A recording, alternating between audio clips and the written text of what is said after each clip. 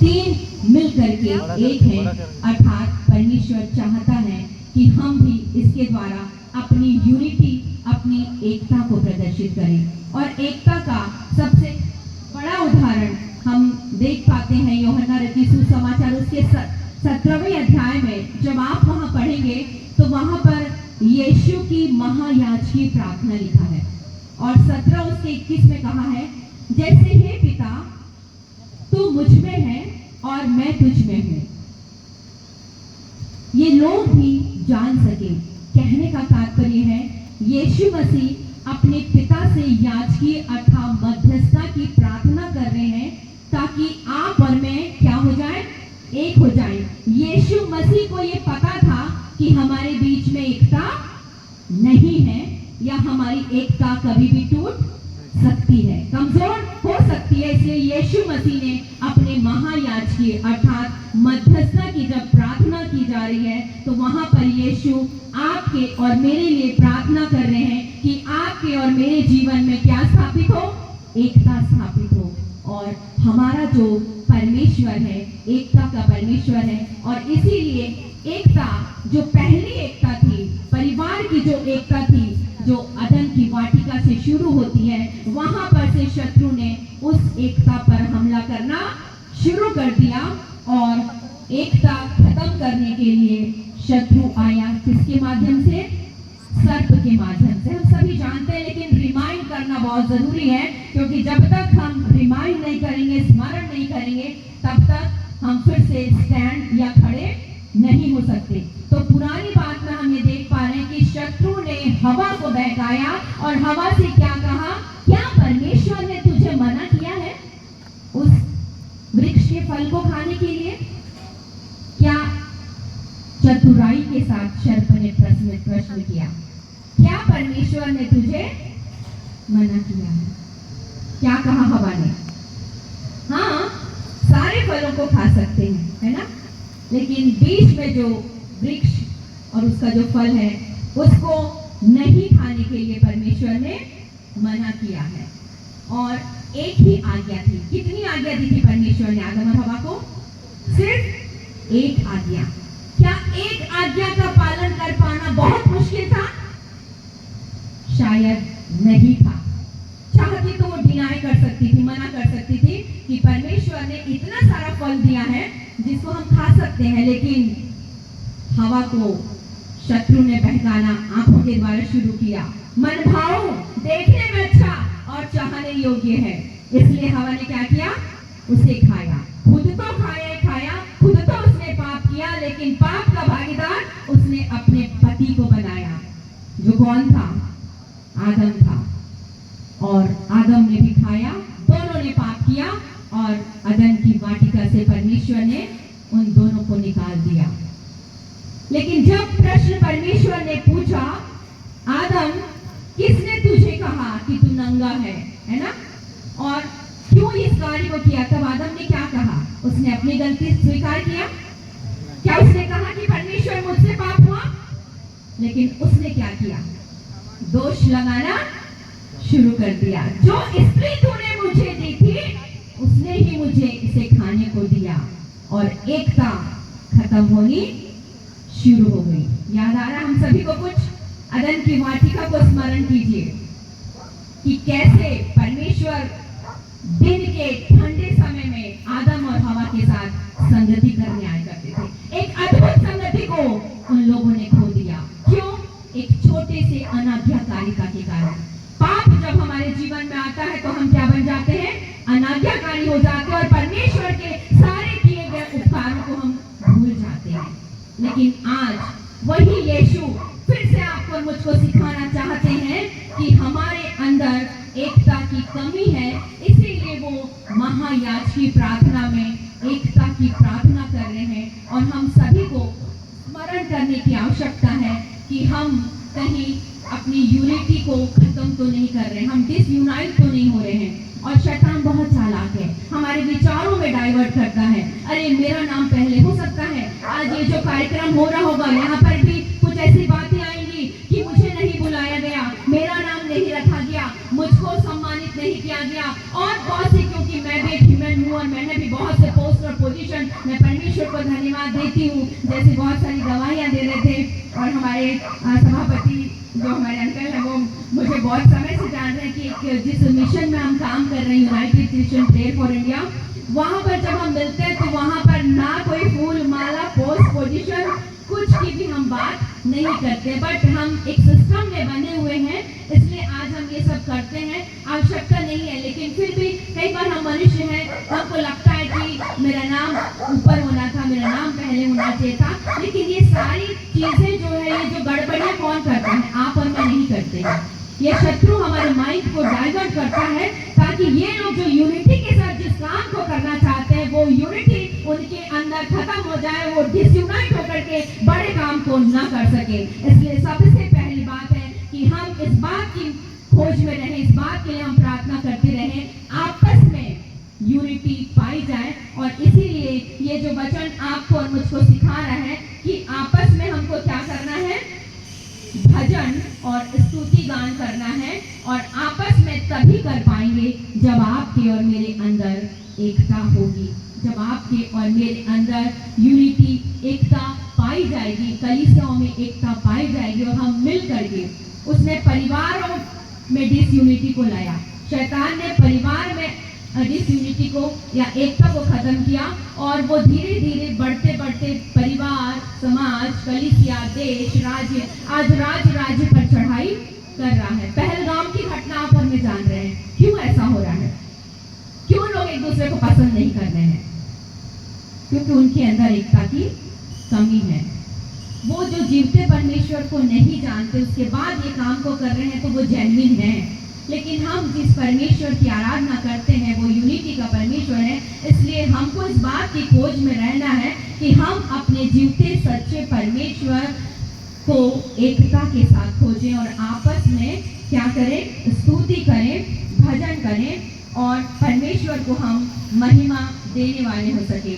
परमेश्वर हम सभी के जीवन से अपनी महिमा को चाहता है कि हम सब मिल करके उस परमेश्वर को महिमा दें। और इसीलिए यशाया 40 उसके 7 में लिखा है कि हर एक जो मेरा कहलाता है, हर एक जो मेरा कहलाता है, जिसको मैंने अपनी महिमा के लिए सृजा, रचा और बनाया है। अगर इस प्रश्न को मैं अपने लिए रखूं, इस प्रश्न को पूरे कलीसिया के लिए रखूं, पूरे लोगों के लिए रखूं, या आप व्यक्तिगत रूप से ये प्रश्न अपने आप से करें, क्या मेरे जीवन से परमेश्वर को महिमा मिल रही है? यदि मिल रही है, हाँ में आ रहा है आपके प्रश्न का उत्तर, तो हम परमेश्वर का धन्यवाद करें, हम परमेश्वर को धन्यवाद दें कि मेरे और आपके जीवन से परमेश्वर को महिमा मिल रही है। क्योंकि परमेश्वर ने किस लिए बनाया है आपको मुझको? क्या करने के लिए बनाया है?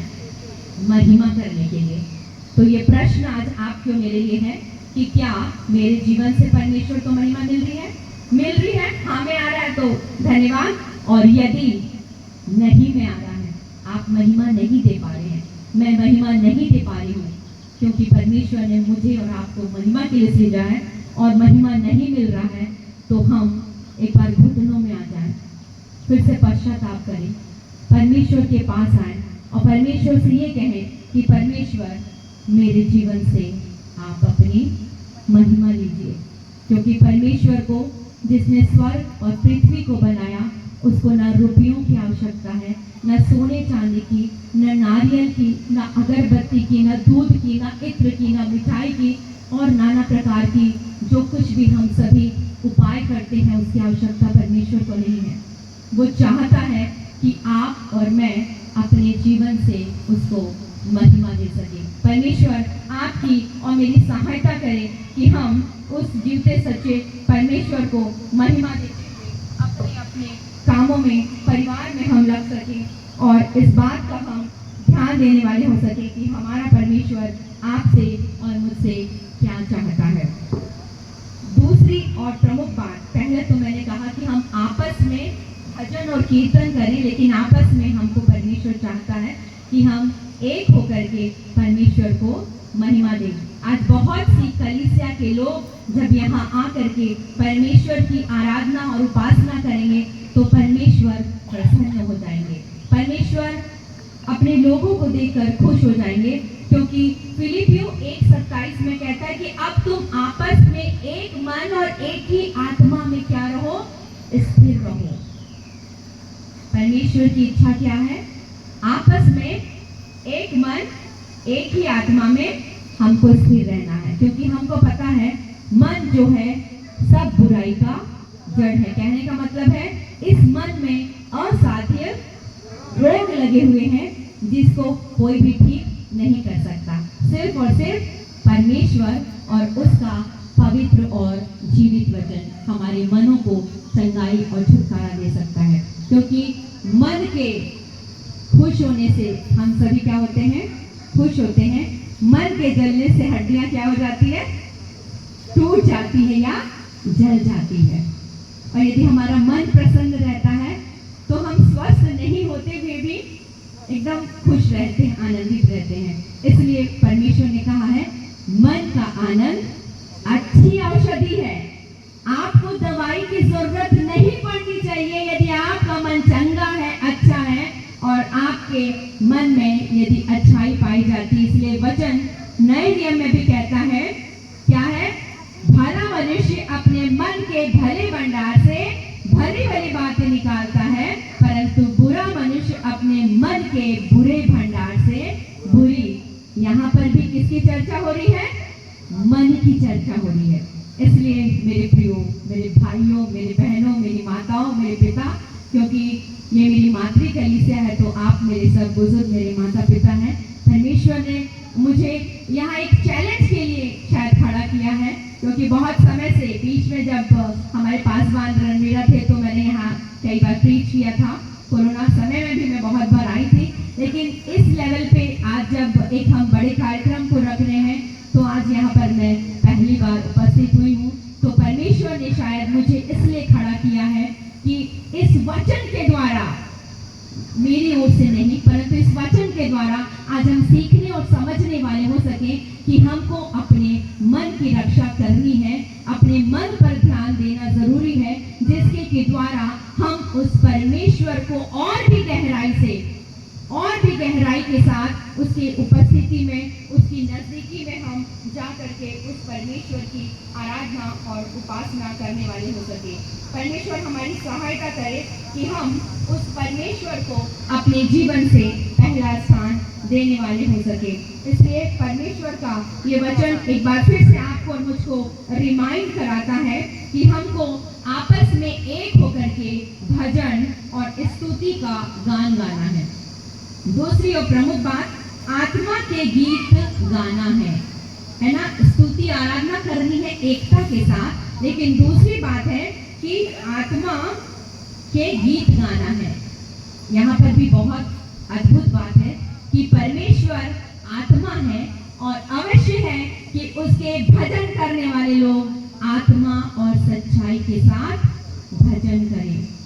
यदि हम यहाँ पर बैठे हैं और हमारा मन कहीं और है, हमारी आत्मा कहीं और है, गैस तो जल रहा होगा, अभी शाम को रोटी बनाना बाकी है, चिकन लेकर के बेटा आएगा, तो ऐसी उपस्थिति का परमेश्वर को कोई भी जरूरत नहीं है। इस प्रकार की उपस्थिति, प्रेजेंट बॉडी और एब्सेंट माइंड, हम कई बार सुने होंगे, क्लासेस में भी हम यही सुनते हैं कि हम बॉडी से तो प्रेजेंट हैं लेकिन माइंड हमारा कहीं और दौड़ रहा है, यूनाइटेड स्टेट चले गए हैं। लेकिन यहाँ पर हमको पौलुस सिखाना चाहता है कि हमको आत्मा के साथ परमेश्वर की क्या करनी है?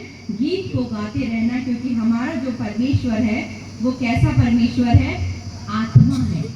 और इसीलिए आत्मिक रूप से आपको और मुझको भजन करने की आवश्यकता है। हम जो इस बात को समझने वाले हो सके कि कैसे हम आत्मिक रूप से परमेश्वर की उपस्थिति में रह करके हम भजन को कर सकते हैं, क्योंकि जब हमारा ध्यान एकाग्रचित होगा, हम परमेश्वर की उपस्थिति में बने रहेंगे और पवित्र आत्मा आपके और मेरे जीवन में होगा, तभी हम उस परमेश्वर की उपस्थिति में बने रह सकते हैं। इसलिए पवित्र आत्मा की उपस्थिति बहुत जरूरी है।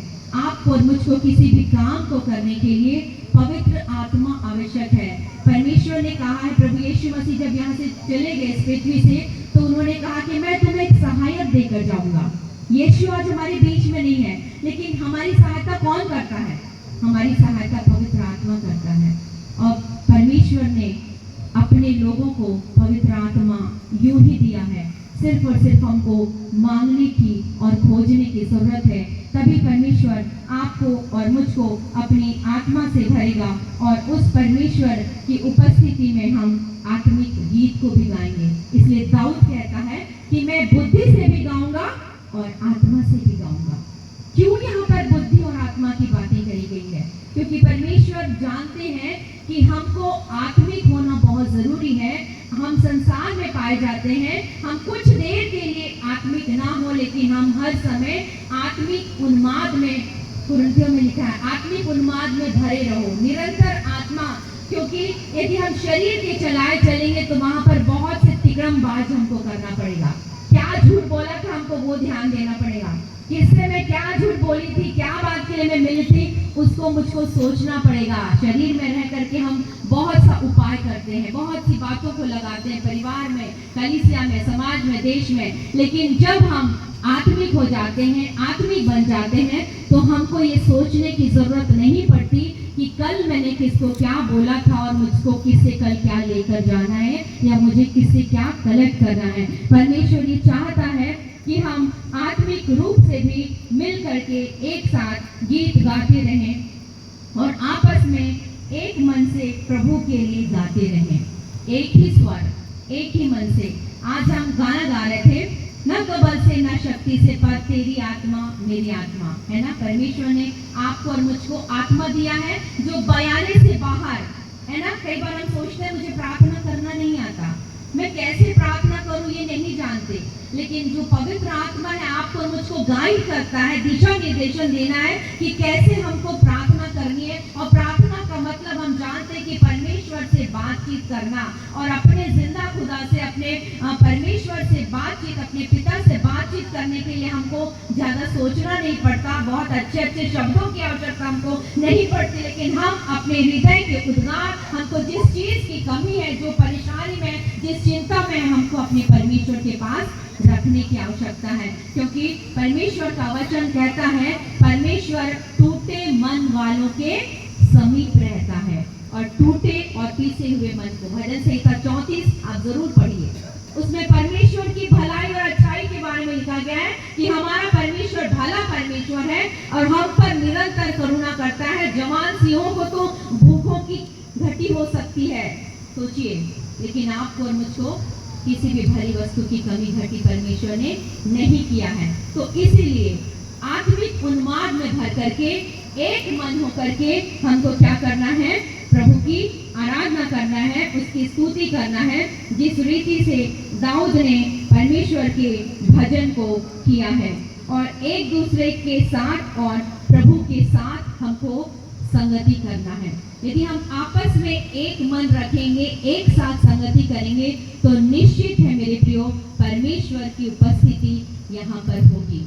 क्योंकि परमेश्वर ने वायदा किया है, उसके वायदे को क्लेम करिए, कोट करिए और बोलिए कि परमेश्वर आपने कहा है, जहाँ 2 या 3 मेरे नाम से इकट्ठे होते हैं, उनके बीच में मैं उपस्थित होता हूँ। आज बहुत से लोग हैं, हम 2 या 3 से बहुत ज्यादा है, तो निश्चित परमेश्वर की उपस्थिति होनी जरूरी है। शर्त इतना दिया है कि हमको एक होना होगा, एक होकर के भजन करना होगा और हमको परमेश्वर की उपस्थिति में बने रहना होगा। अंतिम भाग जो परमेश्वर का पवित्र और जीवित वचन हमें सिखाता है कि हम किस रीति से परमेश्वर के लिए कीर्तन करते रहो, लिखा है।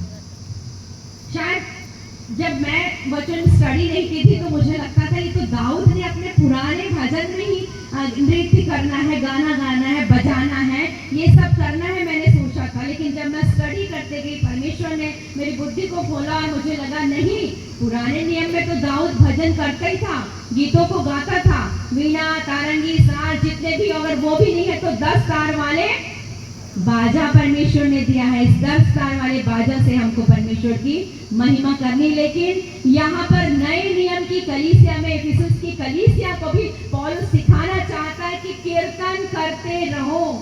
कीर्तन का क्या मतलब होता है? मैं पेशे से मैं टीचर हूँ, तो थोड़ा सा वो मेरे अंदर आ जाता है। कीर्तन का क्या मतलब होता है, हम बता पाएंगे? पासवान बैठे हैं हमारे। कीर्तन का तात्पर्य क्या होता है? आत्मिक गीतों को गाना, भजन के द्वारा आत्मिक गीत। तो आपके आत्मिक गीत में वही आश्चर्य कर्म, अगर हम भजन संहिता 150 जो अध्याय है उसमें देखेंगे, 150 को 5 भागों में बांटा गया। 1 से 41, 42 से 72, 73, ऐसे करके 150 तक हर चैप्टर्स को अलग अलग बांटा गया है, हर अध्याय को अलग अलग बांटा गया है। और बहुत से इजरायलियों ने जब इसको कलेक्ट किया है तो उसमें प्रार्थना के गीत, भजन के गीत, स्तुति के गीत, धन्यवाद के गीत, है ना, बहुत से अलग अलग भागों में इन भजनों को बांटा गया। इसमें आश्चर्य के भी गीत है, जो आश्चर्य कर्म परमेश्वर ने इजराइलियों के लिए किया था उसको भी गीतों के द्वारा बताया गया है। तो कहने का मतलब ये है कि ये जो कीर्तन है, हम भजन को गीत गा करके हम परमेश्वर की महिमा को करते हैं।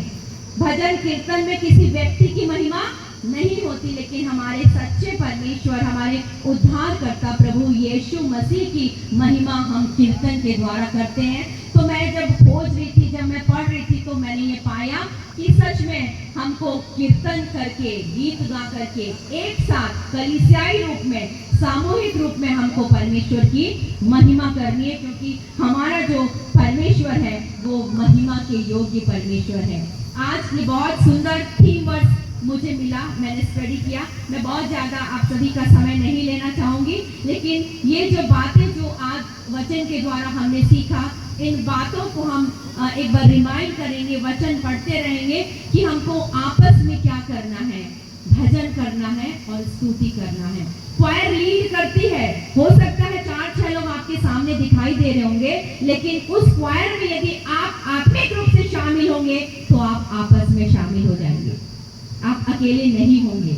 यही हमको सिखाना चाहता है कि हमको आपस में स्तुति गान। अरे वो तो 4 ही महिलाएं खड़ी हैं वही गा रही हैं, अरे वो 6 बच्चे खड़े हैं वही गा रहे हैं, नहीं। लेकिन आप यदि आत्मिक होंगे, यदि आप कनेक्ट होंगे, एक मन में कनेक्ट होंगे, इस स्थिरता में अगर आप होंगे, तो आप भी उस उन्माद को, जो वो 4 लोग गा रहे हैं, 6 लोग गा रहे हैं, या अकेला ही कोई गा रहा होगा, आप उसके साथ शामिल हो जाएंगे।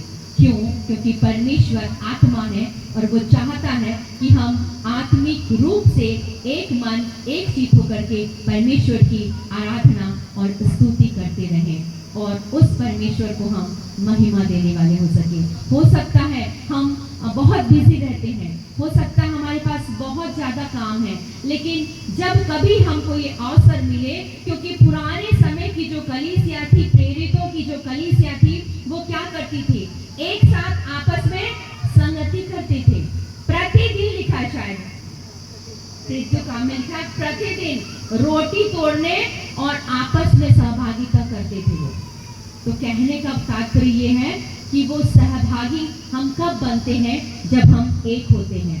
अभी ये जो कार्यक्रम हो रहा है, ये किसी एक का कार्यक्रम नहीं है, सिर्फ पोस्ट और पोजीशन परमेश्वर ने दिया है। किसी को प्रेसिडेंट, किसी को सेक्रेटरी, किसी को ट्रेजरर, पंच, पंचायत, जो टीम बनाई जाती है, वो उनको काम करने के लिए परमेश्वर ने दिया है। हमको कर्तव्यों का निर्वहन ईमानदारी और निष्ठा के साथ करने की आवश्यकता है, क्योंकि हमको जो पोस्ट और पोजीशन मिला है उससे परमेश्वर के काम होने चाहिए, मनुष्यों के लिए हम नहीं कर रहे हैं। क्योंकि कुलूसियों उसका 3:23 में लिखा है, हर एक काम जो तुम करते हो उसको तन मन से करो, इसलिए नहीं कि मनुष्य के लिए करते हो, परंतु परमेश्वर के लिए करते हो। तो आज हम इस बात को सीखने और समझने वाले हो सके कि परमेश्वर ने आपको और मुझको अगर नियुक्त किया है, तो यहाँ पर परमेश्वर की महिमा, उपासना, आराधना, कीर्तन, भजन होना बहुत जरूरी है। एक साथ मिल करके हम उस परमेश्वर को धन्यवाद देने वाले हो सके और उस परमेश्वर की हम आराधना स्तुति करने वाले हो सके। परमेश्वर बहुत सारी बातों में आपको और मुझको एक साथ लिए चलता है। हम एक छोटा सा उदाहरण देकर के मैं कंक्लूड करूंगी, क्योंकि इधर से लेकर के उधर अगर हम सीखें और समझें तो गोल गोल रानी होगा। इसलिए एक मुझे जो बाइबल का जो चरित्र जो बहुत अच्छा लगता है, जिसके अंदर नम्रता पाई गई थी, है ना। मूसा जो है, वचन कहता है कि पृथ्वी भर के सब मनुष्यों में मूसा क्या था? नम्र था। और यदि आपके और मेरे अंदर नम्रता है तो हम, धन्य वचन क्या कहता है? धन्य है वे जो मन के नम्र हैं, क्योंकि वे पृथ्वी के अधिकारी होंगे। यदि आप और मैं नम्र हैं तो कोई नहीं रोक सकता कि हम पृथ्वी के अधिकारी ना बने। इसलिए परमेश्वर का एक एक वचन ताया हुआ है। तीमुथियुस 2 में 16 वचन कहता है कि हर एक पवित्र शास्त्र परमेश्वर की प्रेरणा से रचा गया है, ताकि समझाने, सिखाने, उपदेश देने के लिए हम इस बात को समझ सके कि परमेश्वर का वचन हमको सिखाने के लिए है और समझने के लिए है कि परमेश्वर का पवित्र और जीवित वचन आपसे मुझसे क्या चाहता है। तो इसीलिए उस मूसा के अंदर यीशु की नम्रता, परमेश्वर की नम्रता थी। इसलिए उसने कितने लाख इजरायली थे? कितने लाख थे इजरायली? 40 कितने थे? 40। कुछ लोग बीच में खत्म होते चले गए। यात्रा शुरू हुई, कुछ लोग बड़बड़ाने, कुड़कुड़ाने, बीमारी, हताशा, निराशा घेर लिया। लेकिन उतने लोगों की लास्ट में कहीं पर लिखा है कि 30 लाख इजरायलियों की उसने क्या किया? अगुवाई किया। बोलने में भद्दा था, उसको बोलना नहीं आता, निपुण नहीं था, कौशल उसके अंदर नहीं था। जितना टैलेंट आज आपको मेरे पास परमेश्वर ने दिया, उतना उसके पास कुछ नहीं था। लेकिन फिर भी परमेश्वर ने कहा तुझे जाना है, तुझे करना है, तो मूसा ने उस काम को किया, बिना कुड़कुड़ाए किया। इसलिए हर एक काम जो परमेश्वर ने आपको और मुझको देना है, बिना कुड़कुड़ाए करना है। यदि कुड़कुड़ाहट आती है, शत्रु यही चाहता है कि हम कुड़कुड़ाएं, बड़बड़ाएं और अपने लक्ष्य से भटक जाएं कि परमेश्वर ने मुझे क्यों चुना है। इसलिए उस मूसा को हम याद रखें कि उसने इजराइलियों की, इतने लाखों इजराइलियों की अगुवाई किया और एकता को उसने स्थापित किया। तो आज आप और मैं जो परमेश्वर की कलीसिया के लिए खड़े हैं, वो जान सकें कि हमारे अंदर परमेश्वर की एकता पाई जा रही।